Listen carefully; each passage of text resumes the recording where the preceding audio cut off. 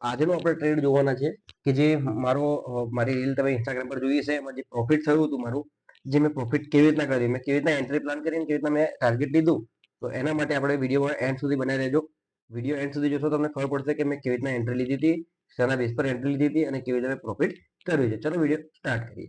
તો કેમ છો ગુજરાતી મિત્રો? બધા મજામાં હશો? બધાને મારા જય માતાજી. ફરીથી આવી ગયા છે આપણે એક ડેલી એનાલિસિસ વિડીયો લઈને, અને સાથે સાથે મારું આજના ટ્રેડનું જે મારું લોજિક હતું એ બી હું તમને સમજાવી દઈશ.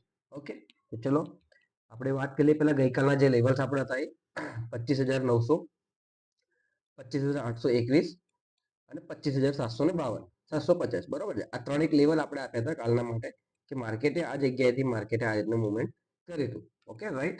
હવે માર્કેટ આજે ઓપન કેવી રીતના થયું તો તમે જુઓ, માર્કેટ ગેપ ડાઉન ઓપન થયું, ગેપ ડાઉન ઓપન થયું અહીંથી માર્કેટ લઈને આ સુધી. તો આજે વચ્ચેની ગેપ ડાઉન ઓપન થયા પછી બધાના લેવલ તો નીકળી ગયા. સમજો 25,800 ની આસપાસથી માર્કેટને ગબડવું અને માર્કેટ ગેપ ડાઉન ઓપન થવું, સમથિંગ સમજો કે ભાઈ 25,583 ની આસપાસ ઓપન થવું માર્કેટને, તો તમે વિચારો કે કેટલું ગેપ ડાઉન આવી ગયું. હવે મેં આ જે નીચે લાઈન ડ્રો કરી છે, આ કઈથી કરી લાવ્યો મેં? ઓકે, તો એના માટે એકવાર તમને ડેલી બેસિસ પર લઈ જાઓ, યા તો પછી તમે એક કલાકના ચાર્ટ પર બી તમે જોઈ લો, તો તમને એક ઝોન મળશે જેમ વારંવાર આગળ માર્કેટે ટચ કર્યું છે. જુઓ, એક ઝોન આ છે, એક ઝોન આ છે, એક ઝોન આ છે, પછી માર્કેટે આ સપોર્ટ લીધો, માર્કેટ અહીંથી સપોર્ટ રજિસ્ટ્રેશન લીધું છે માર્કેટે. તો એક લેવલ હતું જે મેં લેવલ માર્ક કર્યું, અને માર્કેટ ઓપન થયા પછી મેં માર્ક કર્યું હતું લેવલ ખોલ્યા પછી, અને મેં એક એનો થોડો ટાઈમ માર્કેટને સસ્ટેન થવા દીધું અને પછી એનો હાઈ બી માર્ક કર્યો, ડે હાઈ, બરોબર છે. મેં આપણે જુઓ તમે ડે હાઈ બી એનો મેં માર્ક કર્યો છે, એટલે કે મને જે રીતે મને યોગ્ય લાગ્યું એ રીતે 25,600 નો, કારણ કે અહીંયા આગળ ઓએ બિલ્ડઅપ બી વધારે હતું એટલા માટે મેં માર્ક કર્યો હતો. હવે તમે મારી એન્ટ્રીનું પ્લાનિંગ સમજી લો. હું જતો રહું 3 મિનિટની અંદર, 3 મિનિટ તમને ક્લિયર સમજી જશો તમારી એન્ટ્રી કેવી રીતના હતી. જો મારી એન્ટ્રીનું પ્લાનિંગ મેં તમને ઇન્સ્ટાગ્રામ પર તમે જોયું હશે, મારી એન્ટ્રી મેં અહીંયા આખો મારો સ્ટાર્ટથી એન્ડ સુધીનો મેં રીલ બનાવીને તમને ત્યાં આગળ અપડેટ આપી છે, બરોબર છે.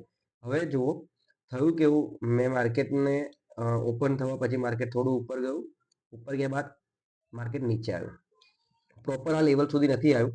સમજો, પ્રોપર આ લેવલ સુધી નથી આવ્યું માર્કેટ, પણ માર્કેટે શું કર્યું, નીચે આવવાના ટાઈમે આપણો જે વ્યૂ હતો એ બેરિશ સાઈડનો જ હતો, કારણ કે માર્કેટ ઓપન થતાની સાથે એક લોંગ વીક અપર સાઈડની બતાવીને માર્કેટ નીચે ગયું, તો એનો મતલબ કે માર્કેટ આજે ઉપર જવાના મૂડમાં નથી. તો આપણે એક એફવીજી માર્ક કર્યો હતો, જે આ એફવીજીના લેવલ પર માર્કેટે જ્યારે ટચ કર્યું, જો માર્કેટે મસ્ત એને કેન્ડલ બનાવી, અને મસ્ત મજાની કેન્ડલ બનાવી પછી માર્કેટે ઇંગલ્ફિંગ કેન્ડલ, એક મસ્ત મજાની હેલ્ધી કેન્ડલ બનાવી, અને હેલ્ધી કેન્ડલના ક્લોઝિંગ પર આપણે એન્ટ્રી પ્લાન કરી. થોડુંક માર્કેટ પહેલી જ કેન્ડલમાં અંદર મારા પ્રોફિટમાં ગયું, મારા ફેવર ગયું, થોડું લોસમાં બી ગયું, પાછો વેટ કર્યો, અને એટ ધી એન્ડ મારું ટાર્ગેટ 1:2 ડન થઈ ગયું, બરોબર છે. ટાર્ગેટ મારો હતો અહીંયા સુધી, બટ મેં માર્કેટે 2 વાર એથી રિજેક્શન લીધું. માર્કેટે જો આ જગ્યાએ પાછું રિજેક્શન પાછું આવ્યું, મેં એક આ માર્ક કર્યું હતું કે આની ઉપર માર્કેટ ક્લોઝ થશે તો હું ટ્રેડને એક્ઝિટ તો કરી દઈશ, પણ એની પહેલાં જ મેં અહીંયા આગળ ટ્રેડને એક્ઝિટ કરી દીધું. પછી માર્કેટ અહીંથી જ માર્કેટ રિવર્સ થયું, પાછું ગયું, અને પાછું માર્કેટે રિવર્સ બી કરી નાખ્યું. પણ પછી શું કર્યું માર્કેટ, જુઓ સેમ આપણું જે ડે હાઈનો આપણે જે માર્ક કર્યું હતું લેવલ 25,600 નું, માર્કેટ ત્યાંથી રિજેક્શન લીધું, એક પ્રાઇસ એક્શનના બેઝ પર અહીંયા આગળ થોડું કન્સોલિડેશન કર્યું, બ્રેક આપ્યું. તમે 1 મિનિટના ચાર્ટની અંદર જશો તો તમને ક્લિયર મળશે બ્રેકઆઉટ એનું, અને બ્રેકઆઉટ મળ્યા બાદ તમે જુઓ માર્કેટે કેટલું સરસ મજાનું ટાર્ગેટ ત્યાં સુધી આપી દે, અહીંયા આગળ સુધી સરસ મજાનો ફોલ, જુઓ લોઅર લો, લોઅર હાઈ, લોઅર લો, લોઅર હાઈ, મસ્ત મજાનો ફોલ આપીને માર્કેટ નીચે નીકળી ગયું, રાઈટ. તો વેટ કર્યો હોત આપણે અહીંયા આગળ સુધીનો, અહીંયા આગળ લેવા માટે તો બી થતું, બટ આપણે શું કર્યું, એફવીજીના એક ટ્રેડ બેઝ પર આપણે એન્ટ્રી લઈ લીધી, જે આપણી આ એફવીજી હતી એના પર. હવે સમજો કે આપણે આજે શું કરશું, મતલબ કે આવતીકાલે મતલબ મંડે આપણું શું વ્યૂ, કેવો વ્યૂ રહેશે, અને એની સામે આપણા કયા લેવલ્સ રહેશે. તો પહેલાં તો આને ક્લીન કરી લઈએ, ચાર્ટને ક્લીન કરી લઈએ છે, જતા રહીએ 15 મિનિટ ટાઈમ ફ્રેમ પર. અને પહેલાં તો તમે જોયો કે આ ગેપ છે, માર્કેટ કાલે કદાચ ગેપ ફિલ કરવા બી આવી શકે છે, તો એ બી એક સંભાવના ખરી આપણી જોડે, એક ડે હાઈનું અને યાર એક ડે લોનું, બરાબર છે. હવે જુઓ 25,629 અને 25,444, આ બંને લેવલ્સ એવા છે જ્યાં માર્કેટે હાઈ લો મારેલો છે. હવે બીજું એક લેવલ માર્ક કરી લઈએ આપણે, આ એક મેજર લેવલ છે જે માર્કેટે વારંવાર ટાઈમ પાસ કર્યો છે, સપોર્ટ લીધો છે અને રજિસ્ટ્રેશન બી લીધો છે માર્કેટે. તો એક આ 25,525નું એક લેવલ છે જે આપણે માર્ક કર્યું છે. હવે સપોઝ કે માર્કેટ ફ્લેટ ઓપન થાય છે તો પછી મેં આપણી જે ટ્રેનની એન્ટ્રી એક્ઝિટ છે એ પ્રમાણે રહેશે.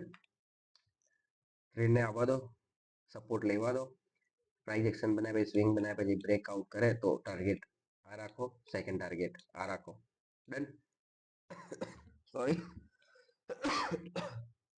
થોડી તબિયત ખરાબ છે. અને થોડું ડાઉન, જો માર્કેટ ગેપ ડાઉન હજુ ખુલી જાય તો વેટ કરો માર્કેટ ઉપર જવાનું, ક્યાં તો પછી કોઈક નવો લો યા તો ગમે તે એક લેવલ્સની ડ્રો કરવાનો ટાઈમ કે તમે જુઓ પ્રીવિયસમાં કોઈ એવું લેવલ્સ આવતું હોય જ્યાં આગળ માર્કેટે વારંવાર ટચ કર્યું હોય તો એવું એક લેવલ જુઓ અને ત્યાંથી માર્કેટને ઓબ્ઝર્વ કરવાનો ટ્રાય કરો.